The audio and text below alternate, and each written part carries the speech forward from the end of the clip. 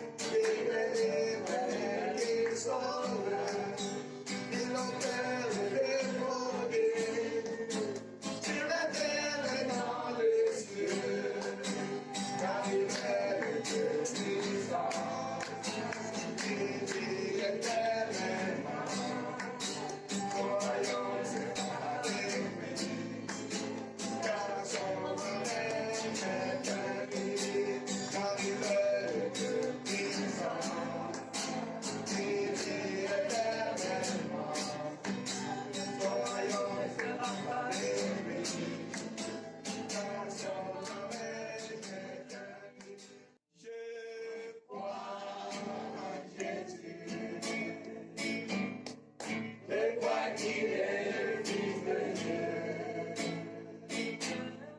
Je crois qu'il est mort et ressuscité. Je crois qu'il a payé pour tout. Et je crois qu'il est ici. Présent au milieu de nous. Tout puissant pour nous guérir. Et par sa grâce nous pardonner. Je crois en toi, Seigneur. Je crois qu'il est le Fils de Dieu. Avec ta mort et ta ressuscité. Je crois qu'il a payé pour tout. Et je crois que tu es là. Présent au milieu de nous. Tout puissant pour nous guérir. Et par ta grâce nous pardonner. Je crois en Jésus. Je crois qu'il est le Fils de Dieu. Je crois qu'il est mort et ressuscité. Je crois qu'il a payé pour tout. Et je crois qu'il est ici. Présent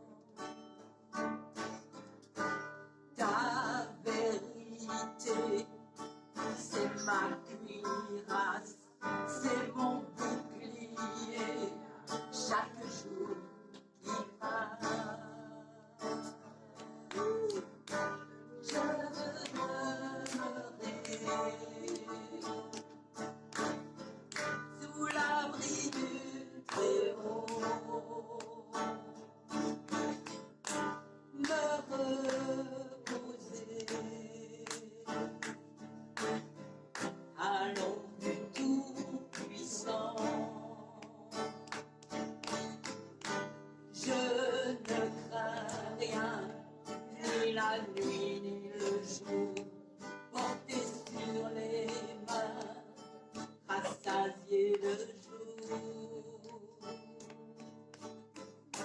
Je me demeurerai sous l'abri du Très-Haut, me reposer à l'ombre du Tout-Puissant. Dans Jean 6, on va commencer à partir de 48 et jusqu'à 56.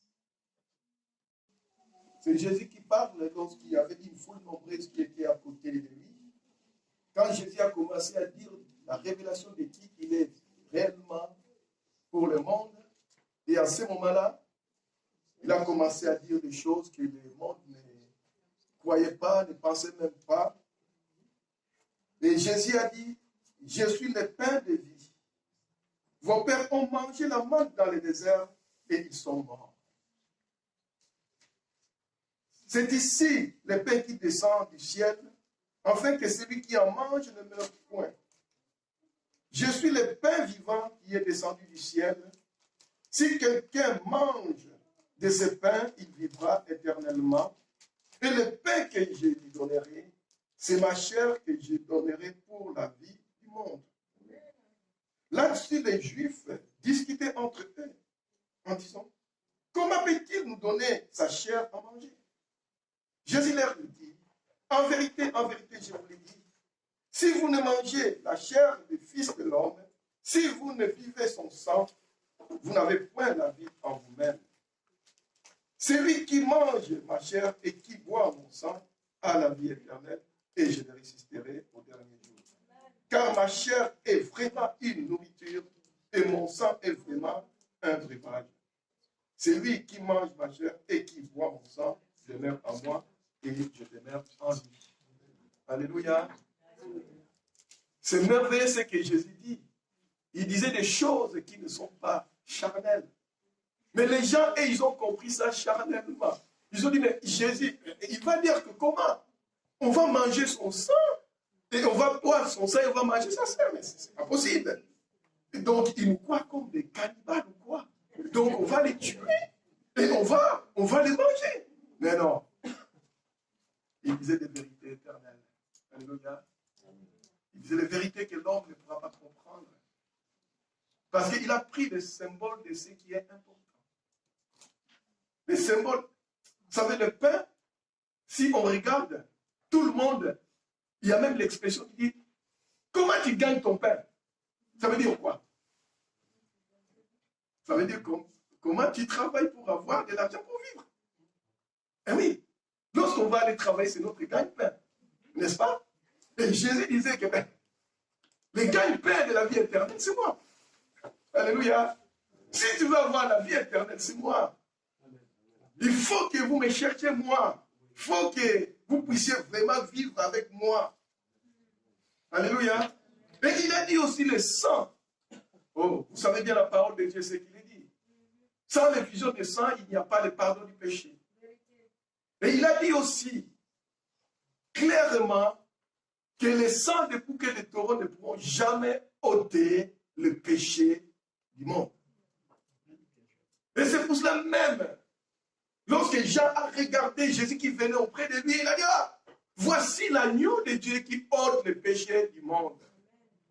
Parce que le sang de Jésus qui a coulé à la croix de Golgotha a purifié nos vies, de nous qui croyons en lui. Et je dis clairement, si Dieu nous dit que nous sommes saints, nous sommes vraiment des saints. Parce que le sang de Jésus nous a ôté le péché qui nous condamnait. Et nous ne sommes plus des pécheurs. Écoutez-moi bien, il y a des gens qui disent que nous sommes pécheurs. Non, nous sommes passés de la loi du péché à la loi de la vie éternelle qui nous fait vivre avec Dieu. Nous sommes devenus des saints. Alléluia. Nous ne sommes plus des pécheurs, puisqu'il y a des paroles des gens qui disent, ouais, Pardonne-moi, je suis qu'un pauvre pécheur. Mais tu n'as pas saisi, j'ai dit à toi, est-ce que tu as accepté Jésus dans ta vie pour que tu puisses vivre encore dans la vie de péché? L'autre fois, on avait posé la question, quelle est la différence entre le péché et le péché?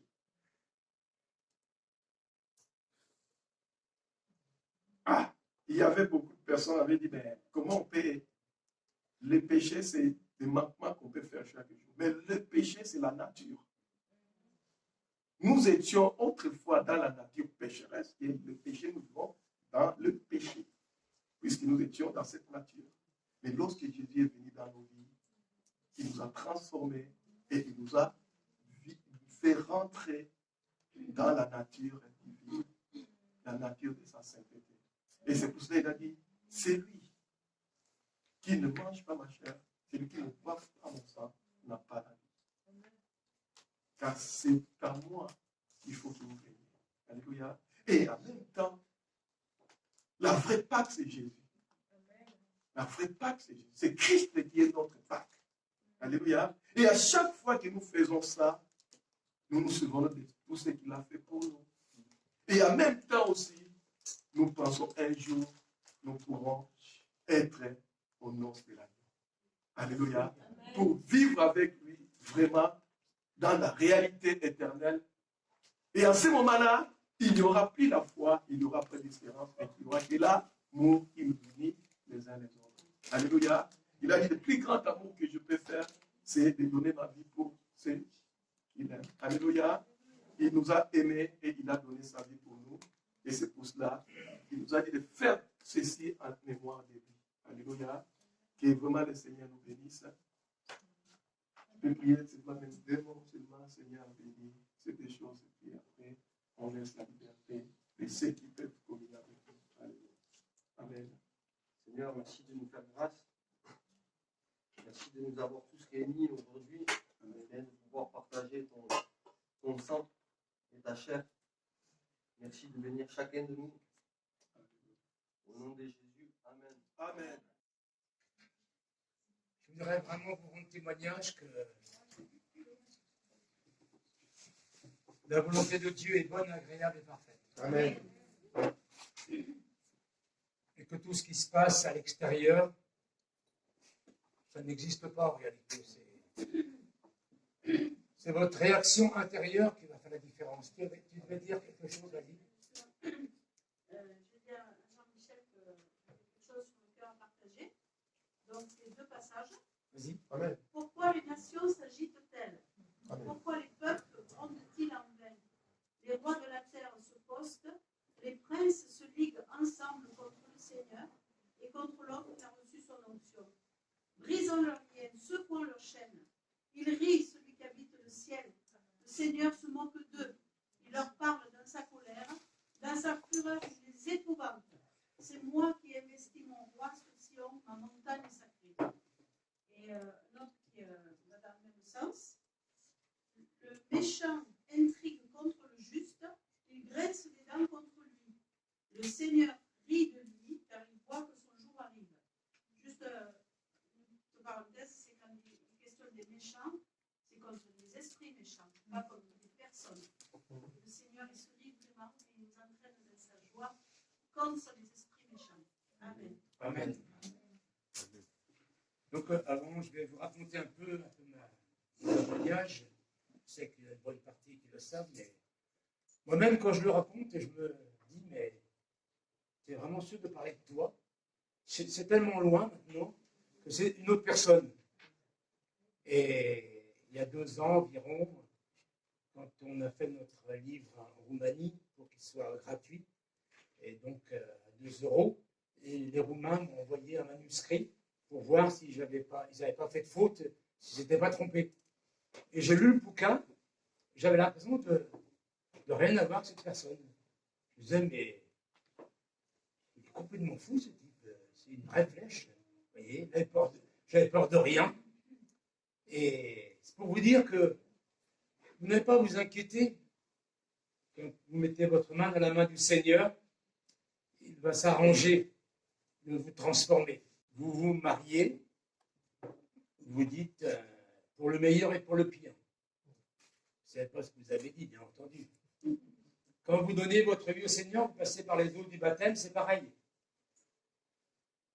Ça veut dire que ce n'est plus vous qui vivez, c'est Christ qui vit en vous. C'est ça le baptême. Mais moi, je ne l'ai pas pris comme ça. Moi, j'ai été un toxico et moi, la vie chrétienne, c'était le meilleur trip. Un trip, ça veut dire voyage. Hein. Ça veut dire la meilleure vie. Et maintenant que je me suis branché sur les sites internet, je discute et je tchatche avec des gens, je me rends compte que tout le monde cherche le bonheur. Si vous cherchez le bonheur, vous allez vraiment avoir des graves problèmes. Si vous cherchez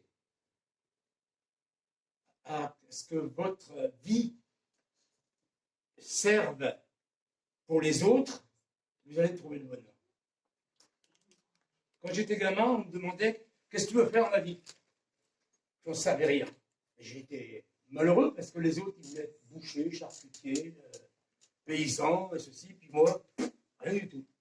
Alors, ils m'ont tellement énervé que j'ai marqué contre-maître pour commander mon père. Alors, ça s'est terminé avec des baffes dans la figure. À l'époque, ils avaient le droit encore. Et puis, chez mes parents, c'était un drame. Mais je ne savais pas. Et quand j'étais donc à l'île de White, je savais que je ne voulais pas rester ici. Je savais que je voulais m'en aller. Ou quoi faire? Alors j'avais dit faire le tour du monde, mais en réalité, c'est que je me suis mis à chercher. Parce que j'avais 20 ans, et tout ce que j'avais vu, entendu, connu, ne m'intéressait pas. Je vivais avec des gens, je travaillais avec des gens qui ne pensaient que parler de télé, de films, de fesses, de boissons, et ça me dégoûtait. Si c'est ça la vie, ça vaut pas le coup. Moi, ça ne m'intéresse pas. Ils vont à la pêche, ils vont à la chasse, ils jouent aux cartes, et ils jouent aux boules. Non, moi, ça me donne les boules, tout ça. Et vous savez, un gars qui joue aux boules, on dit « Qu'est-ce que tu fais ?» Ben, il dit « Je suis ma boule. » C'est des jeux de mots, voilà. Peut-être que ça vous intéresse, elle vous dit. Peut-être que ça vous suffit. Peut-être que c'est moi qui est tellement bizarre. Mais il y a quelque chose qui m'intéresse. C'est que quand je partirai, le nombre de jours que j'aurai vécu est servi au meilleur, à la gloire de Dieu. Peu importe le prix à payer. Si vous obéissez à Dieu, si vous donnez votre dîme pour avoir de l'argent, si vous obéissez à Dieu pour être béni, vous vous trompez. Vous vous trompez complètement. Mais vous allez devenir des extraterrestres. Je suis un évangéliste, je cours dans les rues avec les gens. Hier, il y avait une grosse bagnole sur un passage bleu, vous savez, pour les handicapés. Le gars, il arrive, je lui dis, mais tu fais quoi là-dessus? Moi, je m'en fiche, je tutoie tout le monde. Et il me dit, ben, ma femme est handicapée. Oh, je dis, ben, excuse-moi, tu as le droit. Je dis, qu'est-ce qu'elle a? Il m'a dit, elle a tout un côté. Ben, j'ai dit, ben, Dieu veut guérir. Je le crois. Il dit, je ne crois pas en Dieu. Vous savez, quelqu'un qui dit, je ne crois pas en Dieu, c'est un menteur. Parce que la pensée d'éternité dans le cœur de l'homme, parce que les commandements de Dieu sont dans le cœur de l'homme, parce que Paul a dit dans Romains 1, tous le savent que Dieu existe. C'est pas je ne crois pas, c'est que je ne veux pas me soumettre. Et quand tu dis je ne veux pas me soumettre à Dieu, tu dis je suis un abruti et ma vie va être une vie ratée. C'est la fin du film, c'est ça. Il n'y a pas d'autre solution.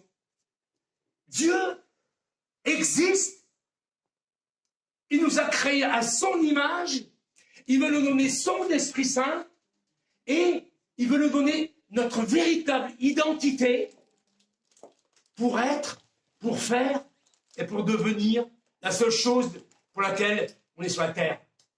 On n'est pas sorti du ventre de notre mère pour enquiquiner la société. On est sorti du ventre de notre mère pour servir le Seigneur. Et le premier commandement, c'est que tu aimeras le Seigneur de tout ton cœur, de toute ta force, de toute ta pensée.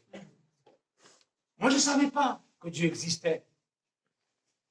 Mais je savais qu'il y avait certainement quelque chose. Et j'ai cherché. Et sur ce toit Katmandou, où j'allais me suicider dans une double dose de LSD, la preuve que je le croyais, parce que quand on va mourir, hein, on appelle quelqu'un qui peut nous aider. On n'appelle pas si en France, on va appeler l'ambulance, ou l'hôpital, ou les pompiers, ou je sais pas quoi. On n'appelle pas quelqu'un dans lequel on ne croit pas. J'ai dit, Dieu, si tu existes, le simple fait de dire ça, c'est que je croyais. Tu ne m'as pas créé pour me laisser crever comme ça. C'est comme si Dieu me disait, enfin. Enfin. J'ai eu beaucoup de peine avec toi, j'ai mis un service d'ange assez difficile pour te trouver, mais tu as enfin compris que j'existais. Je me suis jeté dans le vide, et personne ne peut le croire, et au lieu de descendre, j'ai été soulevé et projeté 5 mètres en arrière. Amen. Et je suis tombé sans une égratignure, sans un bleu, sans rien. Et j'ai dit, si tu existes, ramène-moi en France. Et j'ai dit, la seule chose que je veux faire quand je rentre en France, c'est manger du camembert. Écoutez-moi bien. Dieu a permis que je me fasse voler mes passeports, qu'on me fasse un laissez-passer. Et c'est ma femme qui m'a pistonné là-dessus. Elle m'a dit, si tu avais donné un autre passeport, tu aurais continué. Et finalement, tu serais mort. Il fallait un laissez-passer pour t'interdire de continuer, donc de rentrer. Mais ce que je n'avais pas regardé sur ce laissez-passer, c'est que c'était marqué sud de la France. Si je l'avais vu, je leur aurais dit à l'ambassade, j'aurais dit, ça ne va pas la tête, j'habite dans le nord de la France. Et quand je suis arrivé à la frontière autrichienne, ils m'ont dit, non, vous ne pouvez pas passer. C'est marqué sud de la France. Et me l'a parti par le sud de la France. En plus, les mêmes gens qui m'ont emmené au stop jusqu'à la frontière, ils m'ont redescendu à Zagreb, 250 km, et donc ils ont fait 500 km aller-retour pour moi, alors que des chrétiens n'ont même pas fait, vous voyez. Ils m'ont donné de l'argent pour prendre le train jusqu'en Italie. Et quand je suis arrivé à Grasse, le stop ne marchait plus, pas à Grasse, à Cannes. Parce que c'était un autre chemin que je devais prendre. Il y a un gars qui est passé, costume, cravate, moi je ne pouvais pas le saquer, les petits minots en costard, vous voyez. Et il me dit, pourquoi, si le stop ne marche pas, tu ne prendrais pas cette route-là? C'était la route de Napoléon qui monte sur Grenoble, vous voyez. Jamais je n'avais pris un axe secondaire. Je savais que si tu faisais une autoroute, même si tu restais 8 heures sur le bord de la route, celui qui montait, il allait faire 500, 600, 1000 km. Et arrivé à Grasse, le stop ne marchait pas, et d'un seul coup, quand quelqu'un s'arrête, ce sont des Suisses qui avaient juste une après-midi de congé, et ils sont passés pile poil, ils ne sont pas passés une minute avant, une minute après. J'ai pris à Katmandou, j'ai parlé de camembert, et c'est suisse. Et je le sais parce que maintenant j'ai un passeport suisse, on propose jamais du camembert, on propose du chocolat suisse, ou du gruyère. Mais pas du camembert. Le gars, il a accéléré quand il m'a vu. Parce que, je ne sais pas si vous voyez un minot qui est par terre, les jambes comme ça, qu'il insulte tout le monde. Et, vous voyez, je ne peux pas dire des gros mots. Mais il a senti comme quelqu'un qui appuie sur sa pédale de frein. Il vient, il me dit, on ne sait pas pourquoi, on te monte en stop, on va à 200 mètres à la piscine. Mais si tu viens à la maison, on a du camembert. Il m'aurait dit Jésus, j'aurais dit va te faire foutre. Il m'a dit camembert. Oui, et encore, je reste poli. Je voulais bien croire qu'il y avait un Dieu, puisque j'étais encore vivant, mais qui s'appelle Bouddha, Allah ou machin chouette. C'était pas ma tasse de thé, je m'en fichais complètement. Dieu savait que l'endroit où je devais être et le mot que je devais entendre, c'était camembert. Et je voudrais vous dire une chose, c'est que si vous abandonnez votre vie dans les mains du Seigneur, vous allez porter beaucoup de fruits. Amen.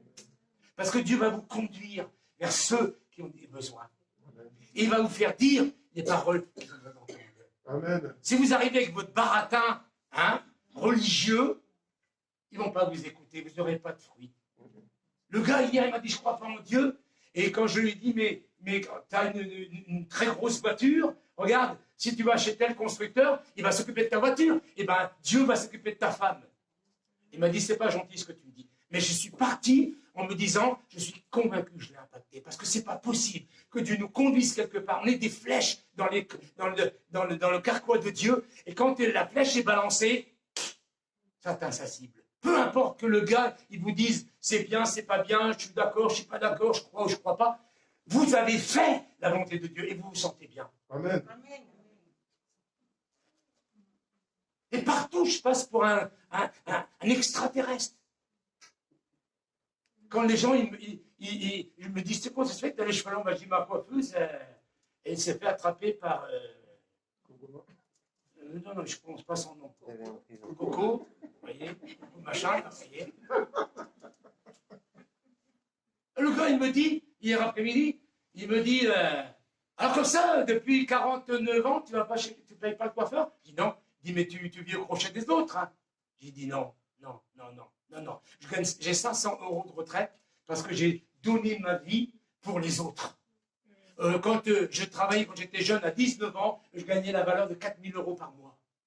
Parce que je travaillais 15 heures par jour, je travaillais en déplacement, donc j'avais double salaire et des heures à 25%, 50% et 100%. Parce que je travaillais les week-ends, les jours de fête et tout.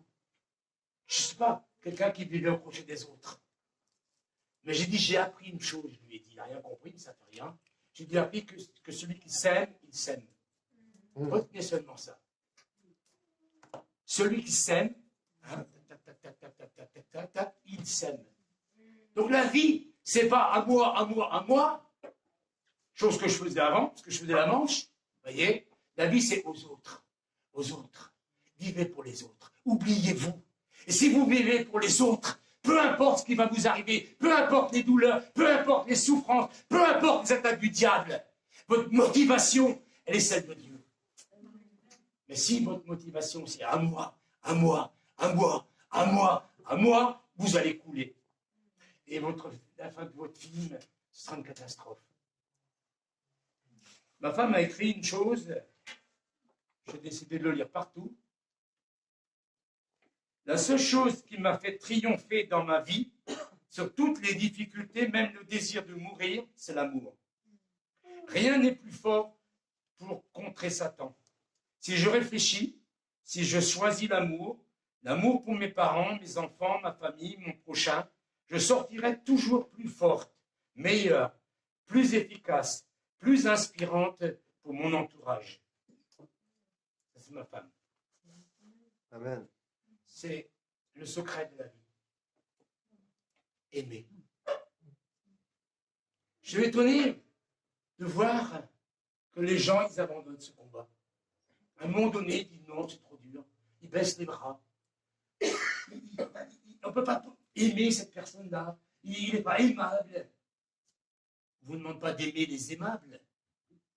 Jésus a dit, si vous aimez ceux qui vous aiment, les païens en font autant. Mais moi, je vous le dis. Jésus dit le secret de votre réussite. Aimez vos ennemis. Et lui, il a donné sa preuve sur la croix. Il a dit, Père, pardonne-leur. Ils ne savent pas ce qu'ils font. Et vous savez que pour dire ça, il a dû appuyer sur les clous, des mains et des pieds pour respirer. Il a dit à celui qui était à côté de lui sur la croix, tu seras avec moi aujourd'hui dans le paradis.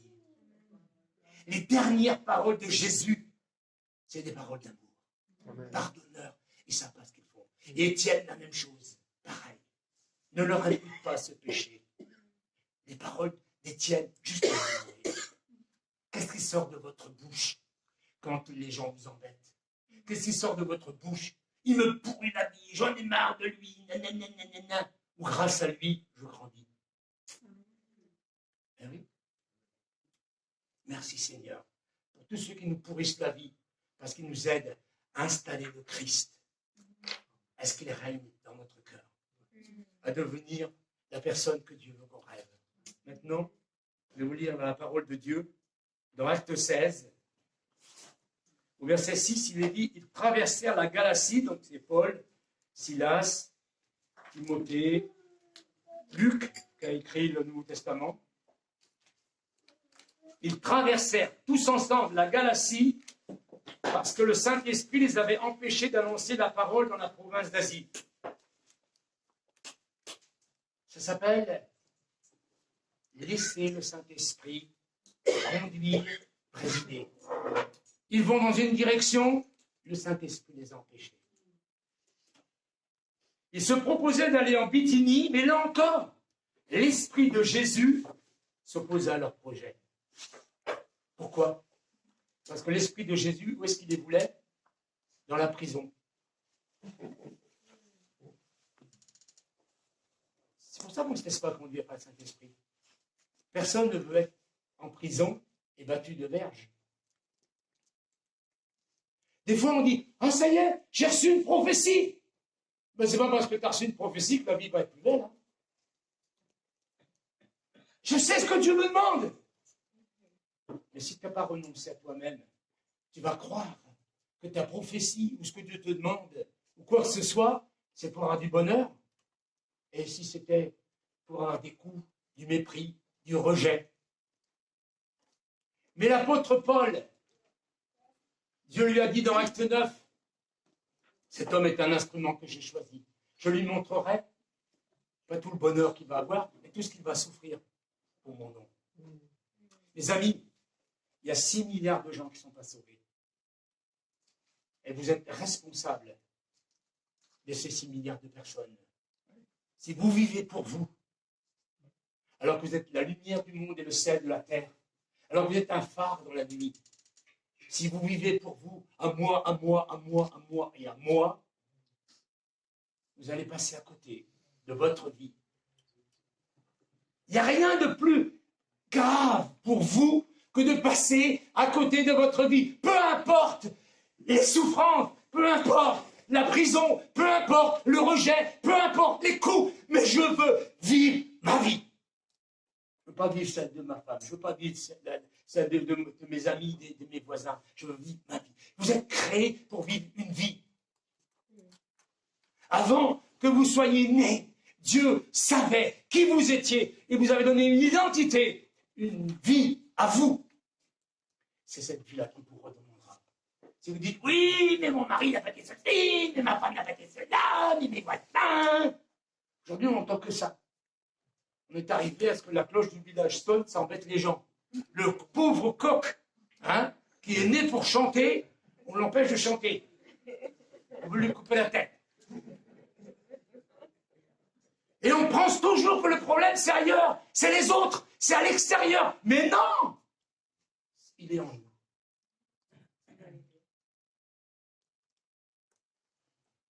Verset 9, Paul eut une vision.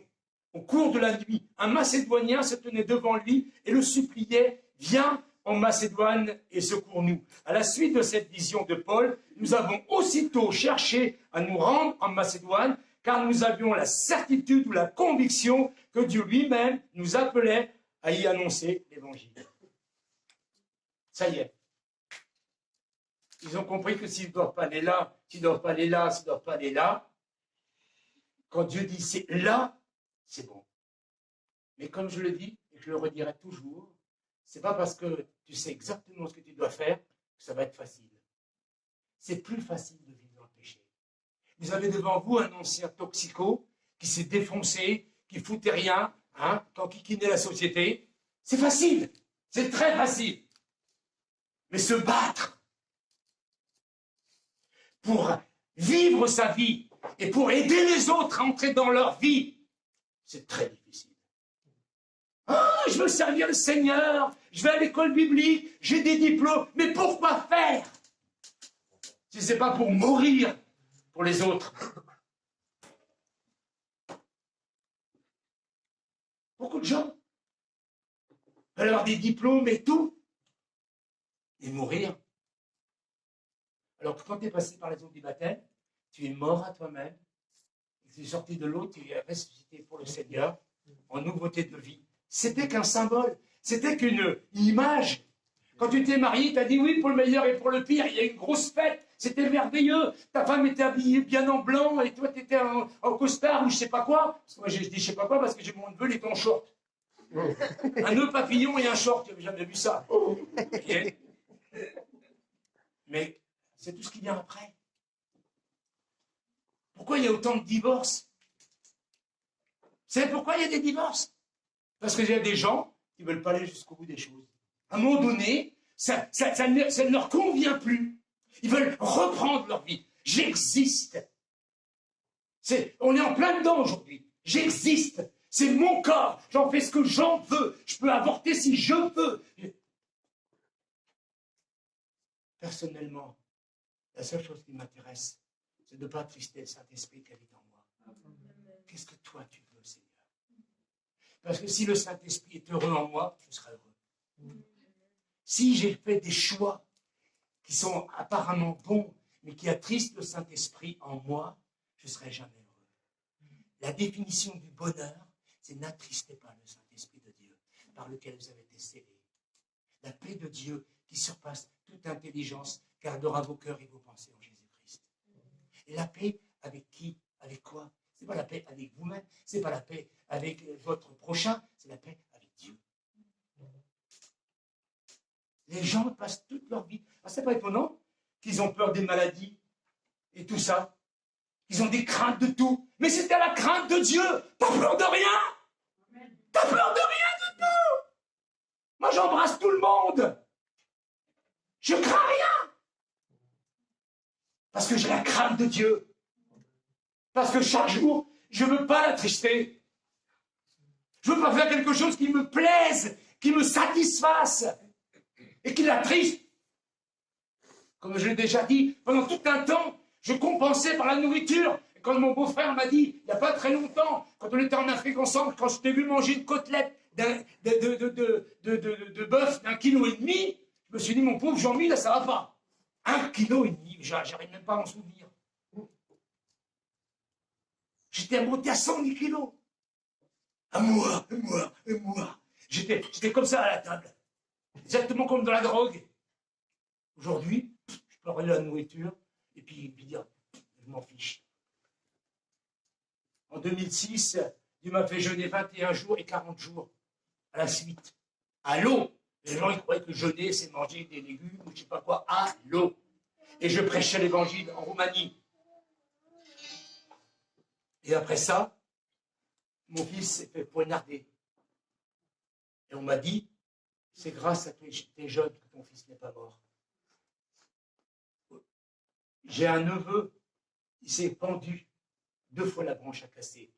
J'en ai un autre, sa voiture a été complètement écrasée. Rien, absolument rien. Je peux vous montrer toutes les photos, la voiture est écrasée. Ni les pompiers, ni la police, ni les hôpitaux comprennent. Rien, c'est pas possible.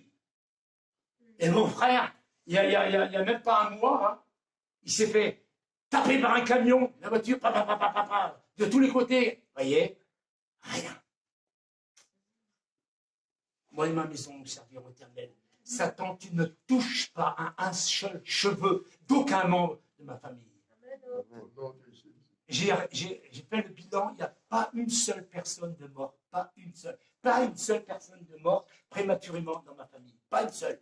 Ni mes cousins, mon père a eu 6 frères, vous voyez, et tout le monde est vivant.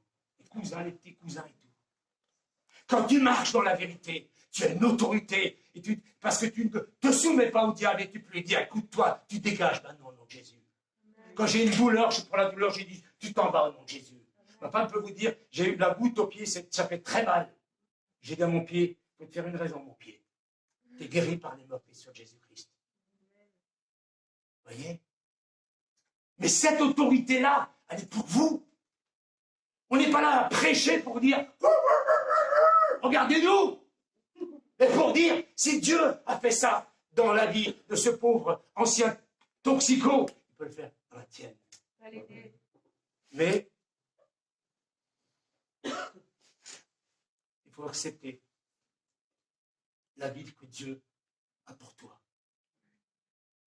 Se convertir, c'est facile. N'importe qui peut le faire. Se marier, c'est facile.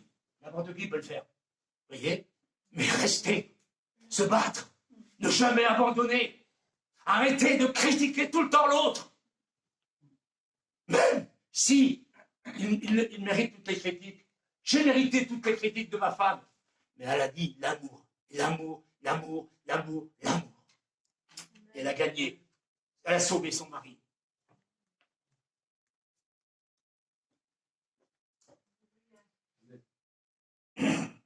Un jour que nous nous rendions au lieu de prière, une esclave vint à notre rencontre. Elle avait en elle un esprit de divination et ses prédications procuraient de grands revenus à ses maîtres. Elle se mit à nous suivre, Paul et nous, en criant à tue-tête, « Ces hommes sont les serviteurs du Dieu Très-Haut. Ils viennent vous annoncer comment être sauvés. » Elle fit cela plusieurs jours de suite. À la fin, Paul, excédé, se retourna et dit à l'esprit, « Je te l'ordonne au nom de Jésus-Christ de sortir de cette femme. » À l'instant même, elle le quitta.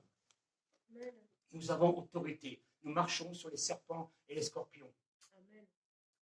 Je suis allé dans les Ardennes en stage. C'est la seule chose qui me fait plaisir.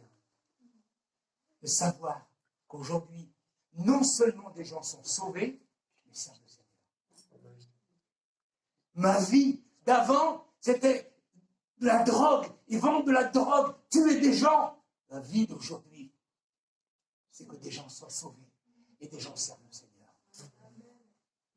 Et je ne fléchirai pas les genoux devant Baal ni devant Satan, parce que j'ai l'intention de vivre encore longtemps et de proclamer la parole de Dieu et de voir encore beaucoup de gens être sauvés et délivrés. Amen. Amen. Mais ils auraient pu dire, ça y est, cette femme est libérée, c'est merveilleux. Vous avez vu, vous connaissez tous la suite. Hein? Lorsque les maîtres de l'esclave s'aperçurent que leur espoir de gain s'était évanoui, ils se saisirent de Paul et de Silas, les traînèrent sur une grande place de la ville devant les autorités. Ils les présentèrent aux magistrats romains et portèrent plainte contre eux en ces termes. Ces gens-là sont des Juifs qui jettent le trouble dans notre ville. Ils cherchent à introduire ici des coutumes à nous qui sommes romains, n'avons pas le droit d'accepter ni de pratiquer. La foule se souleva contre eux, alors les magistrats leur firent arracher leurs vêtements et ordonnèrent qu'on les batte de coups de bâton, on les roua de coups et on les jeta en prison. Vous avez envie de dire, c'est pas juste, c'est pas juste, c'est pas juste, c'est pas juste. Oui, c'est vrai. Tu fais tout ce qu'il faut faire. Tu obéis à Dieu, te soumets à Dieu et tu vois le contraire. C'est pas important. C'est pas important. La seule chose, c'est pas de voir. La seule chose, c'est de se soumettre à Dieu. Peu importe que le gars à qui j'ai parlé hier dans sa grosse bagnole, il prie et il s'occupe de sa femme pour qu'elle soit guérie ou pas. Peu importe que les gens me traitent de taré, d'extraterrestre ou d'atypique ou tout ça. C'est pas ça qui est important. La seule chose qui est importante, est-ce que j'ai fait ce que Dieu m'a demandé de faire? Je m'en vais dans les rues, sur les marchés, je crie, les chrétiens, ils me prennent tous pour des malades, parce que d'un seul coup, je me mets à hurler, Jésus est vivant! Bien sûr, les autres, ils ont une autre façon de faire. Et moi, c'est ma façon. Et je n'ai pas à me soumettre à ta façon de faire ou de me taire parce que tu me demandes de me taire. Dieu m'a dit, ouvre ta bouche et je la remplirai. Dieu m'a dit, allez par tout le monde, prêchez la bonne nouvelle. Dieu m'a dit, en toute occasion, favorable ou non. Donc personne ne me fera taire. Surtout pas le diable et encore moins les gens. C'est mon travail. Donc qui n'est tout le monde. Mais dans un seul but. Dans un seul but. La conversion, la délivrance, la guérison, la restauration. Et que ces gens deviennent eux-mêmes des canaux par lesquels le Saint-Esprit va continuer de travailler. Vous savez, Jésus est monté au ciel, il est assis à la droite de Dieu. Et il continue de travailler sur la terre, mais il continue de travailler par quoi? Par son corps, par l'Église. Et l'Église, ce n'est pas une bande de fatigués qui se réunissent le dimanche pour louer des cantiques. L'Église, ce sont des gens actifs. Amen. Si vous êtes un phare dans la nuit, que le phare ne tourne pas, il n'y a pas de lumière, hein, le phare, ça fait 50 bateaux que j'essaye d'amener dans le port, ils se tous se cracher dans les rochers, j'en ai marre, je vais arrêter de tourner. Non, le phare, il continue. Aujourd'hui, on a des phares qui ont des centaines d'années, on a des moulins qui ont des centaines d'années. Il n'y a pas un seul phare ni un seul moulin qui s'est plaint qu'on s'occupe de la nuit. Vous avez une voiture, hein? Je sais, j'ai une Mercedes. Eh bien, elle est à la maison, elle ne bouge pas depuis des mois, elle est sous une bâche. Parce qu'elle ne sert à rien en ce moment. J'en ai pas besoin. Et je n'ai pas entendu une seule fois ma Mercedes se plaindre et puis dire, eh ben, dorénavant, je ne démarrerai plus. Nous appartenons. Nous, quand nous sommes passés par la tour du baptême, nous avons été vendus à un maître qui nous a achetés par son sang, le seul sang qui existait et qui n'était pas péché et pollution. Vous ne vous appartenez plus à vous-même. Je ne vous dirai pas que c'est facile de souffrir. Je ne vous dirai pas qu'il y a des gens qui souffrent et puis qui sourient. Je vous dirai même pas que Paul souriait à ce moment-là. Il était un homme. Même Jésus, à Gethsémani, a dit, si cette coupe peut s'éloigner de moi, mais non pas ma volonté, mais ta volonté. Il n'avait pas plus envie que n'importe quel d'entre vous de monter sur une croix.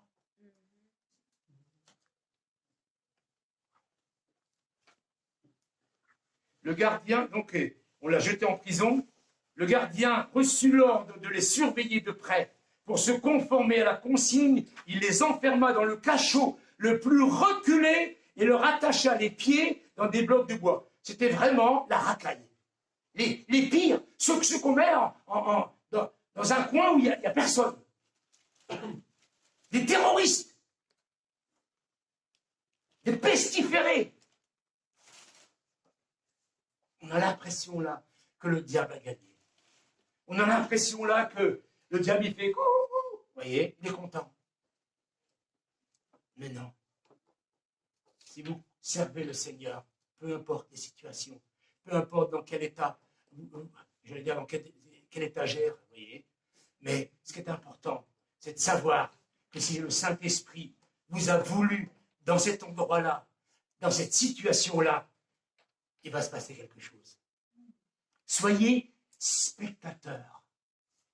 Soyez dans l'expectative. Dire, Seigneur, qu'est-ce que tu me prépares? Il ne s'est pas dit, je vais aller en prison, je vais me retrouver là, et puis là, je vais rencontrer le geôlier, et puis là, je vais me mettre à chanter, et puis là, les murs vont se mettre à trembler. On ne sait pas. Ils ne savent pas. Ils sont partis, ils parlent d'un côté, non, c'est pas bon. Ils parlent d'un autre côté, non, c'est pas bon. À l'autre côté, non, c'est pas bon. On aimerait bien savoir le programme. Hein? Mais non. À chaque jour, suffit sa peine. Le lendemain, aura soin de lui-même. Dieu n'est pas obligé. Et s'il ne nous dit pas les choses, c'est parce qu'il sait qu'on a la capacité, la force que de cette journée. Il nous a donné la force et la puissance que pour aujourd'hui, pas pour demain. Amen. Demain, il te donnera ce qu'il faut. Amen. Dans le désert, quand il voulait mettre de côté des cailles et les manger les jours d'après, elles pourrissaient. On ne peut pas vivre à crédit, un jour à l'avance ou un mois à l'avance. Vivez aujourd'hui. Faites-vous du bien aujourd'hui. Vous ne savez pas de quoi demain sera fait. Mais si vous avez fait votre part, vous savez que Dieu est avec vous, peu importe ce qui se passe, même si c'est difficile, même si c'est une grande souffrance, même si ce n'est pas juste, même si vous ne le méritez pas, même si vous avez fait tout ce qu'il faut pour être bien et que vous voyez des gens à côté de vous qui ont fait n'importe quoi et qui vont mieux. Parce que c'est ça. On voudrait avoir la preuve de la différence. C'est pas juste, c'est pas humainement juste que vous mourriez à vous-même et puis l'autre qui ne meurt pas, il est heureux. C'est pas juste. C'est pas juste si vous êtes encore vivant et si vous vivez pour vous. Mais si vous vivez pour Dieu, c'est pas important. Vous vous en fichez. C'est pas ça qui compte. Parce que 90 ans sur la terre, c'est rien du tout. L'éternité à moissonner ou à regretter, c'est bien plus long. Vous moissonnerez tous les gestes d'obéissance que vous aurez faits. Et faites tout pour la gloire de Dieu. Pas pour vous, pas pour votre prochain, pour la gloire de Dieu. Amen. Vous êtes des adorateurs, pas des adorateurs. Amen. Vers le milieu de la nuit. Vous voyez, il est dit vers le milieu. Hein, parce que je pense qu'au départ, il est dit allez, coups, ça fait mal. Puis à un moment donné, ils se sont dit hop. On s'arrête. Hein, on n'est pas chez le bureau des pleurs. C'est pas ici. On n'est pas chez notre psy, on n'est pas au bureau des pleurs. On n'a qu'une seule arme. Hein? Paul et Silas priaient, chantaient les louanges de Dieu, les prisonniers les entendaient. Alléluia. Amen. Mes amis, tu vas mal, tu vas très mal. Loue le Seigneur, loue le Seigneur. Le diable, il ne peut pas t'empêcher de louer le Seigneur. Et il est furieux quand tu loues le Seigneur, que tu vas très mal. Il se dit, je l'ai fait mal, je l'ai presque tué, il est encore en train de louer le Seigneur. C'est pas possible. Il n'a plus d'armes, il n'a plus d'armes. Toute arme forgée contre toi sera détruite. Tout à coup, un violent tremblement de terre secoua la prison jusque dans ses fondations. Toutes les portes s'ouvrirent à l'instant même et les chaînes de tous les prisonniers se détachèrent. Ah, ça y est. Dieu dit, voyez, parce qu'il dit, tu ne seras pas tenté au-delà de tes forces. Il est arrivé. Ils sont arrivés au bout de leur force. Ils ont loué, ils ont adoré, ils ont fait confiance. Et Dieu intervient. Tu veux voir des miracles? Il y a comme de la chance, il y a toujours des miracles, c'est vrai. Hein, je vais vous rendre jaloux. Je vais aller en Afrique, j'ai vu des dizaines de milliers de personnes tomber sous la puissance du Saint-Esprit, délivrées, guéries. J'ai vu des choses extraordinaires. J'étais à Bercy, j'ai prié pour des centaines de personnes qui ont été fumées. Mais c'est pour vous aussi. Amen. Si tu crois, tu verras la gloire de Dieu. Et croire, c'est obéir. Allez. Croire, c'est pas faire n'importe quoi. Croire, c'est pas démissionner. C'est obéir. Obéir, ça veut dire avoir la foi. Ça veut dire avoir confiance. On n'obéit pas parce qu'on est sous la loi. On obéit parce qu'on croit que si Dieu nous demande quelque chose, il va nous bénir en retour. Amen. Et c'était tout à fait normal que les portes de la prison soient ébranlées. Plus l'épreuve sera grande, plus la victoire sera grande, plus la gloire de Dieu sera grande. Amen. Tu veux des petites souffrances, tu auras des petites victoires. Tu veux des grandes souffrances, tu auras des grandes victoires. Le gardien se réveilla en sursaut et vit les portes de la prison grandes ouvertes. Il allait tirer son épée, aller se tuer, car il croyait que les prisonniers s'étaient enfuis. Mais Paul lui cria de toutes ses forces, « Arrête, ne te fais pas de mal, nous sommes tous ici. » Vous vous rendez compte, l'amour de Dieu? Il aurait pu dire alors, espèce de foireux, là. C'est qui commande? T'as vu le Seigneur avec lequel je travaille? T'as vu la puissance? Maintenant, hein, à genoux, toi. Non. Il est rempli d'amour. Il n'y a que de l'amour. Et c'est l'amour qui sort. Ne te fais pas de mal. Nous sommes tous ici. Si vous voulez voir des conversions, si vous voulez voir des délivrances, si vous voulez voir des guérisons, aimez, aimez, aimez, aimez, aimez. Amen. Surmontez le mal par le bien. Faites du bien à ceux qui vous maudissent, ceux qui vous haïssent. Tendez la joue droite sur une table, sur la joue gauche. Le gardien demanda des torches, se précipita dans le cachot en tremblant de peur, se jeta aux pieds de Paul et de Silas. Puis il les fit sortir et leur demanda, messieurs, que dois-je faire pour avoir la vie éternelle? Que dois-je faire pour être sauvé? Voyez? Rien. C'est pas eux qui prêchent, c'est l'autre carrément qui dit qu'est-ce qu'il faut faire. Quand j'étais avec ces chrétiens, les premiers chrétiens, c'était tellement le jour et la nuit, je sortais de l'enfer. À Katmandou, tous mes amis sont morts dans la drogue. Et ceux qui étaient encore vivants, ils étaient comme ça, gros comme ça. Et on attrape des maladies et tout, et on passe de 80 kilos à 30 kilos. Et là, je voyais des gamins heureux, qui se jetaient dans la piscine, qui dansaient, qui étaient heureux. Et j'étais choqué.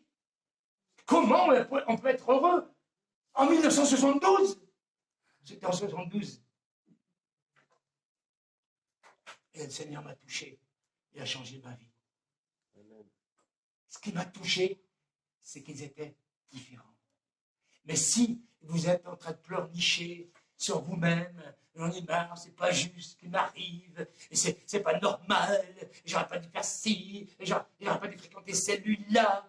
Mais le diable, il rigole, parce que vous n'êtes pas des phares de la nuit, vous n'êtes pas le sel de la terre, vous n'êtes pas la lumière du monde.